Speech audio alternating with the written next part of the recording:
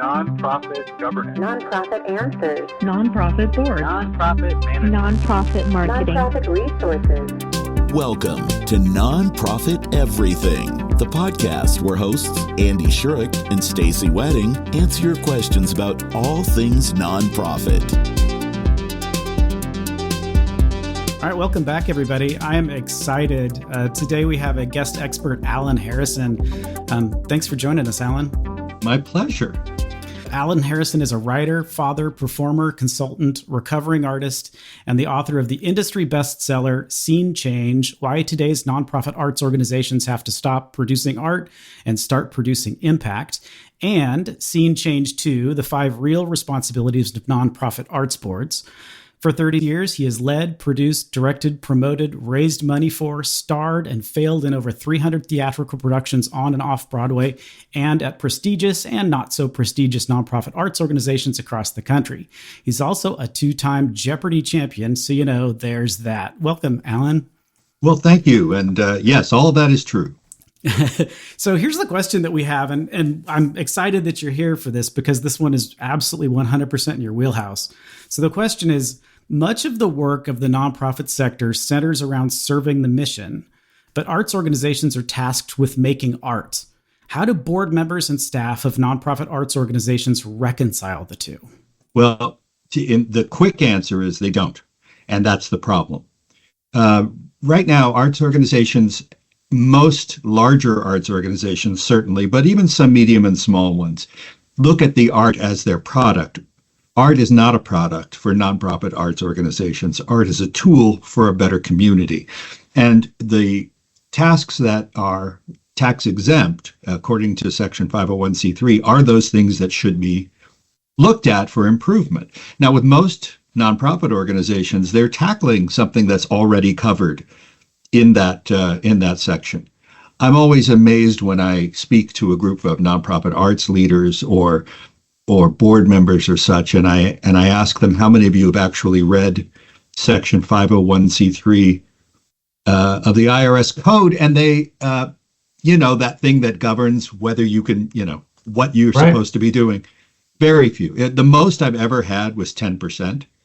So they don't really know why they're there, the boards. I followed that up with a study that I did on my own. 600 arts board members or board members of arts organizations. And I asked them 3 very short questions, or short answers to questions. And the questions were, 1, what is your individual most important responsibility to the organization? 2 is, what is your board's most important responsibility toward your organization? And the 3rd was, what's the most important responsibility toward your organization that is currently lacking? I asked them for 6 words or less.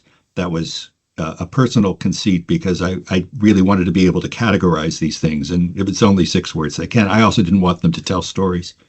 Not yet. I did some qualitative research after that, but at this point, I just wanted to get them. Basically, they don't know why they're there. The answer to all 3 questions, the largest answer was fundraising, but I don't even think they know what fundraising means.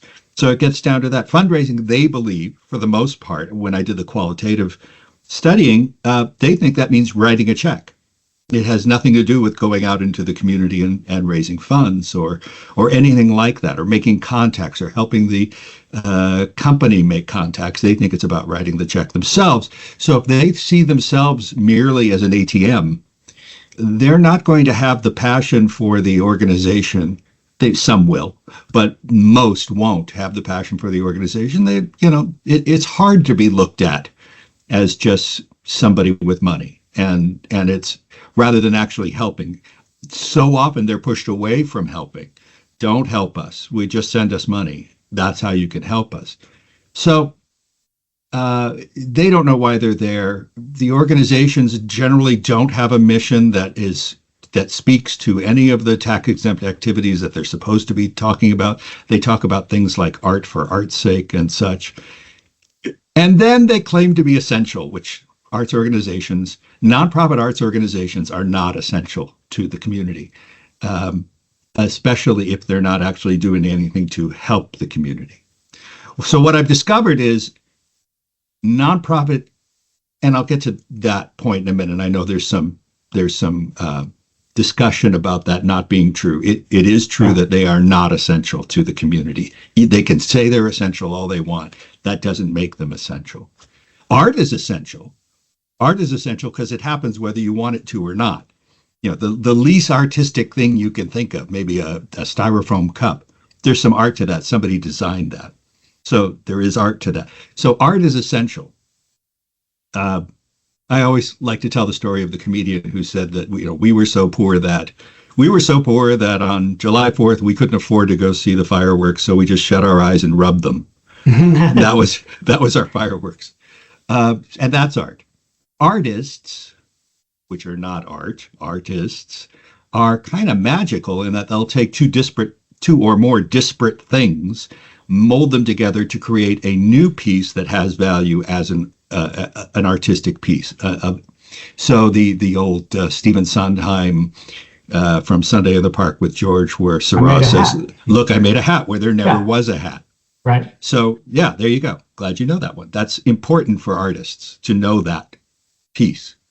So the third part is arts organizations, and art and artists existed before them. They'll exist after them. Their job then is to use the art that they collaborate and present as a tool to make communities better, not more entertained, not more enlightened, not more engaged, better. So I want to see metrics on all of the things: social justice, social service, all of those things. And I don't want to just see education. I don't want to see them saying, well, we educate people, because they don't prove it. An education organization, which is covered under 501c3, is a school. I don't know. UCLA is a nonprofit organization. Why? Because they educate people. That's right there in the thing. And they have tests, and they have proof, and they show progress, and they have an alumni association, and they have ways for that education to turn into better lives for the students that go there. Arts organizations, when they have education programs, tend to follow the rules of a school curriculum, but they never test. And they say you shouldn't have to test for arts for some reason. Testing is what proves your worth. It's not about torturing the kids. It's about proving that what you're doing is making sense. And they never test their adults. So like a UCLA would. So they're not arts. They're not educational organizations. They're organizations who say they have tiny little education programs that are adjunct to what they do. They do it, and I hate to say this because it sounds cynical, they do it often just to get funding, because there's more funding for educational organizations than arts organizations. Arts funding has dropped precipitously over the last 15 years. Year over year over year over year, it's less and less and less. The pandemic brought pandemic money in, but now that's done, and that money is gone. And now there's on January 20th, a new administration starts, and they're again going back to closing down the NEA and the NEH. They might do it. There's enough traction for them to do it, mostly because the organizations that are being covered have not proven worth. Now, if they could actually prove that they are essential, and there are several that do, the Out of Hand Theater in Atlanta does, for example. Their performances are in people's homes, in corporate offices, in church basements. They have no permanent home per se, but these performances are very much social justice oriented. They keep the people there. They feed the people who are there. That's also part of it. And they talk about making commitments to making whatever the idea that is brought up in the play happen. And so they've been asked to be all over the state of Georgia, not just in Atlanta. Their format is being copied by places like the University of Michigan. They've been written up in the Harvard Business Review. They're in the International Journal of Arts Management. They've gone from a small $200,000 budget to a $2 million budget in a matter of just a few years. And that's funding that's coming not from arts funding for the most part. It's coming from Home Depot and Coca-Cola and other Georgia funders who are looking at them as a company that is making lives actually better because they have the data to prove it. Louisville Orchestra in Louisville, Kentucky is doing an incredible job touring the state, not just performing free of charge. That's great. It's great.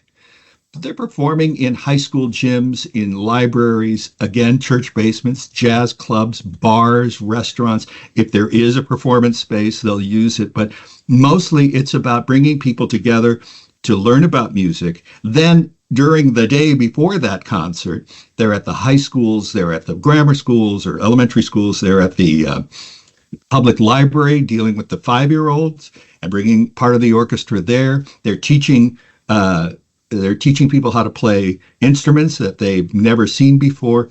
The purpose of that tour, the In Harmony tour, which has been so successful now for a few years, is to bridge the gap, the urban-rural gap in the state of Kentucky.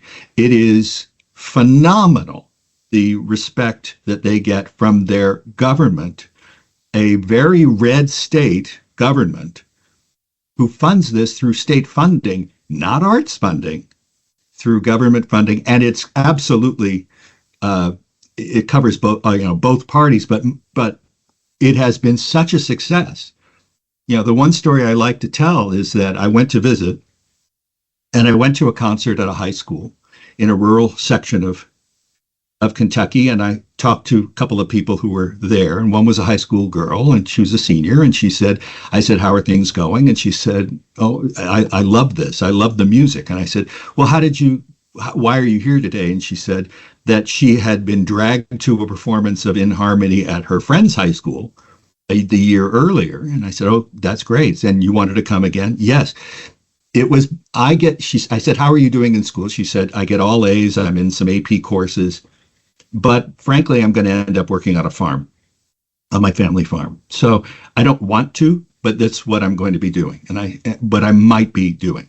And I said, so how does music enter into it? Well, she said, I went to that, and immediately the music spoke to me, both deregulating my anxieties about being a teenager, but mostly it had to do with I can find my way better through this other method of learning through music. And she took classes, and then she finally joined her band at her own high school. And it is what she lives for every day, is going to band practice, this brilliant student. And I said, so where would you be today if your friend hadn't dragged you last year, and if you didn't know about this, and if you chose not to come tonight, and you weren't in band? What was your life be like? She said, oh, I don't mean to get dark or morbid, but I probably wouldn't be here. I'd already had suicidal ideations. I knew how I was going to do it and why. And I was just stunned by the frankness of her answer. I brought it back to the people at the Louisville Orchestra. I said, you saved a life. Louisville Orchestra saved this pretty good life. And whatever happens to her in the future, she's got a path now in her head that will make her become a happier individual. Even if she ends up having to work on the farm, she knows that she has music to downregulate her moods. And she can always find a way back to the surface. So that's what I want to see from arts organizations. Go save lives. Go feed somebody. There was this orchestra, they've gone out of business now, but they're in Northern California. They went out of business for other reasons, but a small band, really small orchestra. They used to send people to overpasses to play for homeless people, but they didn't just go by themselves. They brought a lot of sound equipment because it's really loud under an overpass. And they'd see these tent cities of 40, 50, 60 people, a lot of blue tarps everywhere. And they'd go with social service people. So they would just start playing. They would set up chairs. They'd have a bottle of water on each chair for everybody to come. Then the social service people would help coax them out of the tents and, come, there's going to be a concert just for you. And they'd play for them. And then as soon as they started, more people would come out and sit on the chairs and watch. And then at an intermission of sorts, the social service people who were sitting in the audience with them would then turn to them and say, okay, how can I help you?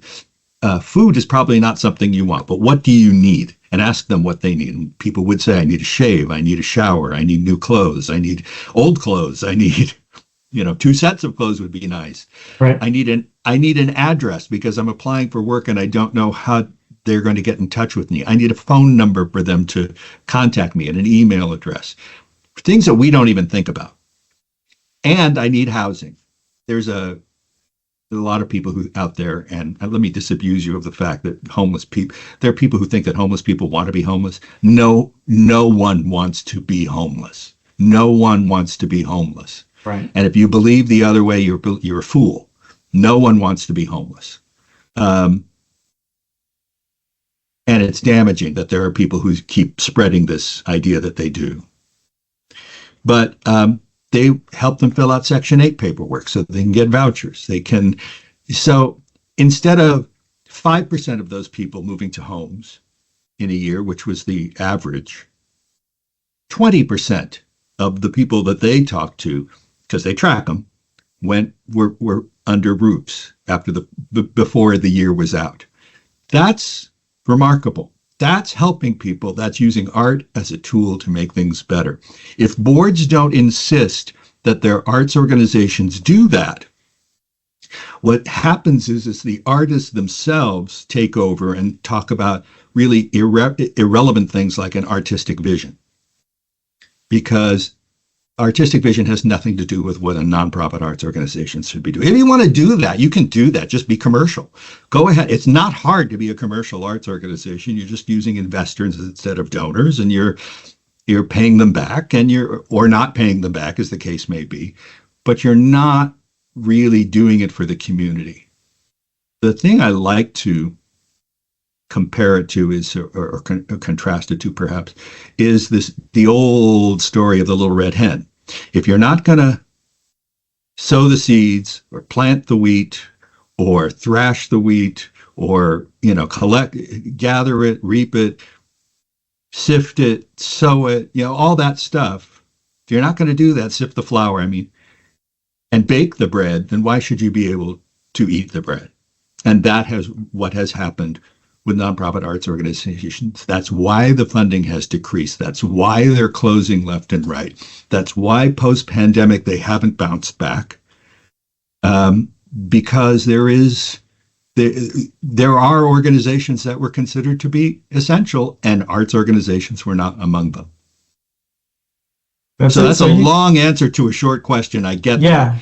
But generally speaking, the disconnect exists. Boards don't know of nonprofit arts organizations, don't reconcile the fact that they're nonprofits, and they don't insist on it. They have to insist on it. That's why I wrote this book, to be honest.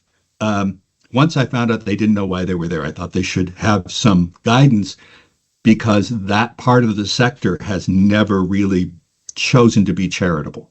And they would they will be successful if they become charitable.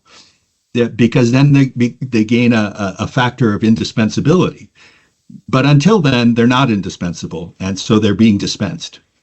So let's unpack some of that, because I think you've brought up a myriad of good points, and so I think we want to pick some of them apart. So the first thing you're saying is that by virtue of being a Section 501c3 organization, by filing the 1023 paperwork and doing that like that, you need to have a charitable mission that is beyond just the nonprofit presentation of arts. Is that right? I believe the need is there. I believe that's, you can become a nonprofit organization, arts organizations, and just put on art. That doesn't make you a good one. That doesn't make you one that's worthy of being funded. So in fact, that came through a court case. That's why arts organizations can be nonprofits, through a court decision, not by virtue of the original purpose of the rule. Yeah, you're talking about Plumstead Theater Organization versus the United States in 1980, where it was a clarification to the original 1945 501c3 law, which it wasn't clear. So between 1945 and 1980, it wasn't totally clear that just creating art was something that could be considered charitable. And so that was clarified in 1980. So yeah, I see what you're saying there. Yeah. I think that the industry has paid the price for that. The IRS didn't want to fund arts organizations. That's why it went to court. It was in Atlanta, so what are you going to do? So I think what then I hear on top of that is that in order to be fundable, you have to have a mission that resonates with funders. Is that right? Right. And so and you're saying that just the provision of art itself isn't necessarily something that resonates with funders. Exactly. In fact, the funders that do have funded that over the past are now being, especially in the foundation world, are now being taken over by the next generation. And they didn't have this idea that art was a civic rent kind of situation. They wanted to see people get better by their donations. So they're moving away from the arts. Yeah. And we talk about that all the time is you need to demonstrate some sort of impact. And potentially what I hear you saying is that the impact of like putting on the Nutcracker is maybe not that valuable. No, it's not. In fact, if you ask them, they'll tell you it's a cash cow. Yeah. The ones who are frank, they'll say, we're doing this as a cash cow. Well, then you're a commercial organization that's masquerading as a nonprofit. Yeah, we see that a lot too with baby organizations that get created. And when you sort of dig down into what they're doing, it's just like, well, I had a stupid business idea that wasn't going to make any money. So I decided to make it a nonprofit, like just completely missing the point of the charitable piece of it. I mean, it feels like it's very similar. And you see that you talk about symphony orchestras and opera companies. These are very capital intensive businesses that have a very hard time because it's not 1785. It's a very difficult way to make money with an opera company. So you need to have patrons. So I wonder if you can, maybe this is something that you can talk about. There's plenty of history. We look at the Renaissance and the Sistine Chapel wouldn't have been painted if there was no Sistine Chapel ceiling to paint. So that art would not have existed without that patronage system. So is this just, are we dancing around the fact that this should be called patronage? Or is there something we're missing there? There's nothing we're missing there. And that's an issue in this country, very much so, which has moved toward a populist bent, and where populism didn't used to mean right wing. It used to mean just, the people. Right. The WPA was a populist idea, but what has turned into, because there are fewer funders for it, because the government is not funding it, because the government is talking about getting rid of the NEA, which is a tiny bit of money we're talking about.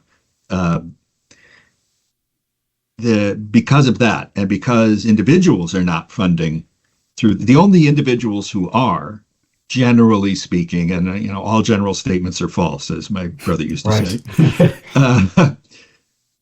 is the old white patronage group.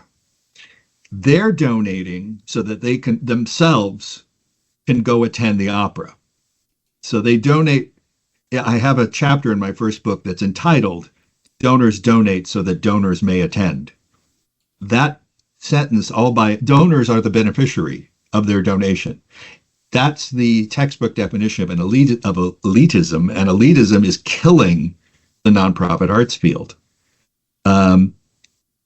Especially the toxic kind of elitism, as if elitism weren't bad enough. There's toxic elitism where people are asking for things.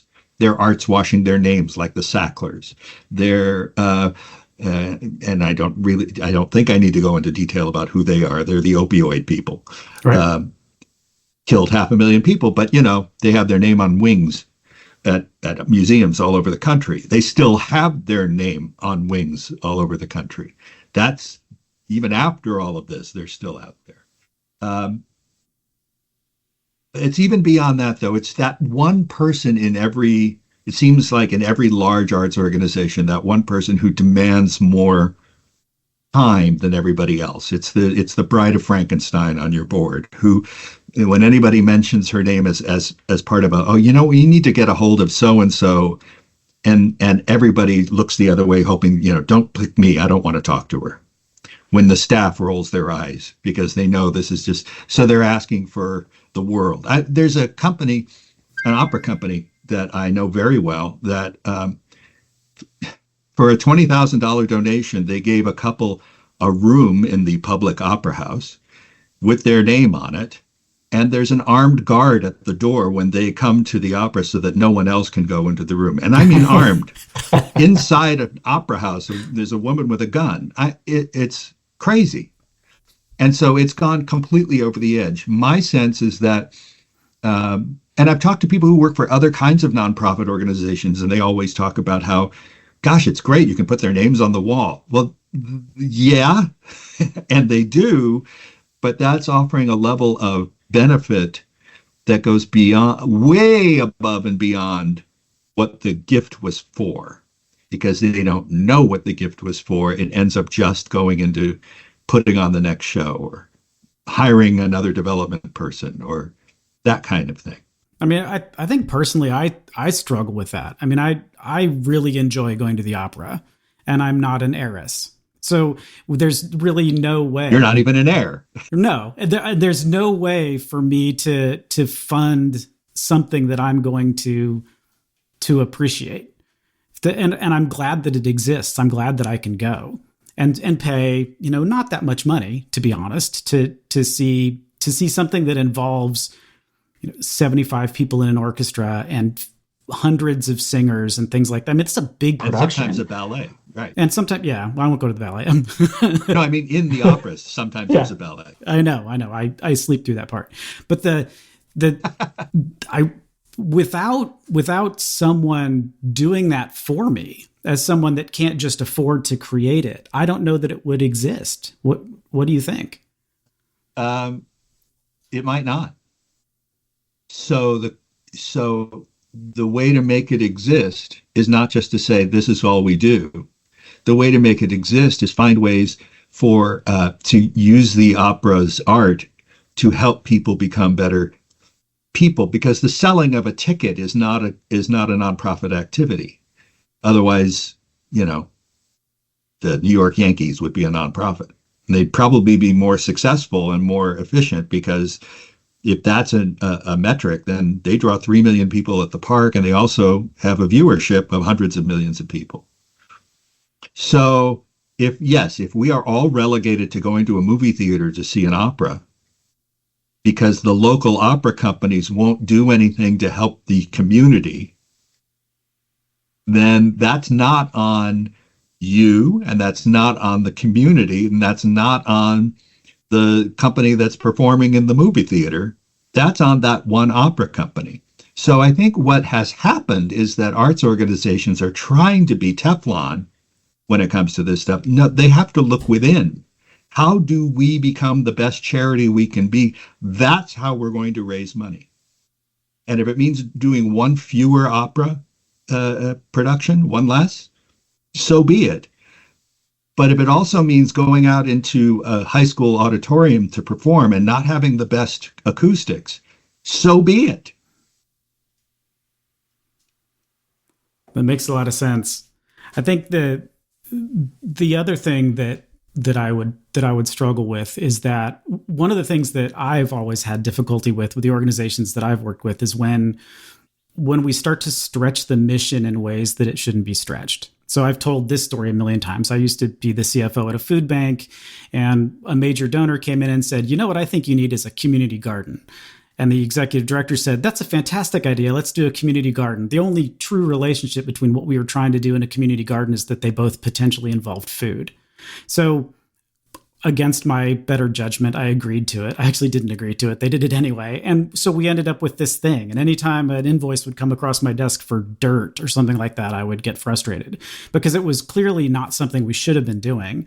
And we were pushed into it by the donor. So this bifurcation of what the true mission of the organization is, and then what the auxiliary mission of the organization is, pulls you in different directions that might not allow you to maybe make the best use of resources or to use your board the most effective way. I think I struggle with, and when we talk about arts organizations being responsible for putting on professional productions or good productions, but then also needing to have something on top of that, whether it's, you mentioned a couple of organizations that do very specific charitable things that are an adjunct to their normal performances. How do you make sure that you've just not created some sort of crazy mission creep where now we're not doing what we're supposed to be doing? We're doing this other thing because it's the thing that makes us the money or keeps us alive. The funny thing is the thing that makes us the money and keeps us alive is believed to be the commercial thing because they're measured the metric of the butts and seats that I talked about. That's not a metric. That's not a metric. Talk to me about how many people got fed. Talk to me about how many people got housed. Talk to me about some social justice, postcards were mailed to congressmen, and something, almost anything would be better for the community. And it all really boils down to this. And you talk to people who are starting arts organizations who are starting it because their business idea went bad. Mm-hmm. The point is, if you start any arts organization, the first thing you have to do before you even start is go talk to your community and say, what do you need? Not what do you want? What do you need? And if sometimes there's a quick answer, sometimes there isn't, but usually there are several answers to that. Drill down into those answers and say, how can I use what I do, being an artist or being a whatever, to make that better? And so you have places like Voices of Our City Choir in San Diego, which has a huge homeless problem. I hate to call it a homeless problem. It's really more of the housing crisis that exists. It's not because homeless problem sounds like it's the homeless people's fault. It's not. Right. There's a housing crisis in San Diego. There are people living on the streets, but now there's the Voices of Our City Choir, where 40 of these people who are unhoused get together and sing for corporate functions. And they were on America's Got Talent, for gosh sakes, and made the finals. They are, and this is how a nonprofit can actually help people. This idea that artistic excellence is the goal. Gosh, I wish that phrase would just go get shredded somewhere, because artistic excellence is not, first of all, it's subjective completely. I mean, my idea of excellence might be your idea of goat droppings. I'll put it that way. But even more so, it's not a nonprofit goal. It's not a charitable goal to be artistically excellent. It's only a personal goal and a very selfish goal. And to do that at the expense of the community is why the community doesn't want to fund you anymore. Alan, it's been a pleasure. It's really been a pleasure for me too. Thank you. Thanks for joining us today. Alan's brand new book, Scene Change 2, which is the second one in the series, is out now. There's a link to where to get it on the show notes page at nonprofiteverything.com. That's also a great place to ask any new questions you have, or if you have a guest expert you want us to talk to, please let us know. We'll reach out to pretty much anybody. Thanks again to Alan for joining us today, and thanks to you for spending your time with us. We will see you in a couple of weeks.